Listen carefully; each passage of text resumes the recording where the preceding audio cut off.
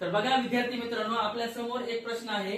If the divisor of division 5656 divided 8 is reduced by 1, then by how much will the quotient increase. म्हणजे या उदाहरणामध्ये आपल्याला काय सांगितलेलं आहे की जर समजा 5656 भागिले 8 या भागाकारामध्ये जर जो भाजक आहे म्हणजे डिवायझर तो 1 न जर कमी केला तर हा जो भागाकार आहे हा भागाकार आणि आपला 1 न कमी केल्यानंतर डिवायझर 1 न कमी केल्यानंतर येणारा भागाकार यामध्ये फरक काय असेल किंवा येणारा भागाकार नंतर किती न वाढेल. तर आपण काय करू अगोदर 5656 डिवायडेड 8 यांचा भागाकार करून बघू. बघा 5656 डिवायडेड 8 यांचा भागाकार केला तर 8 7 जा 56 इथं 0 पुन्हा 8 7 जा 56 याचा क्वोशंट आला 707 आणि डिवायझरला ज्यावेळेस 1 न रिड्यूस करू म्हणजे कमी करू त्यावेळेस येणारा भागाकार पहा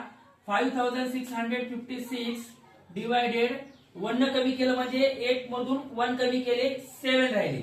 मग आता बघा 7 8 जा 56 भाग जात नाही म्हणून 0 पुन्हा 7 8 जा 56 म्हणजे ज्यावेळेस डिवायझर 1 न रिड्यूस केला त्यावेळेस येणारा क्वोशंट आहे 808 आणि ओरिजिनल जे डिव्हिजन आहे त्याचा क्वोशंट आहे 707.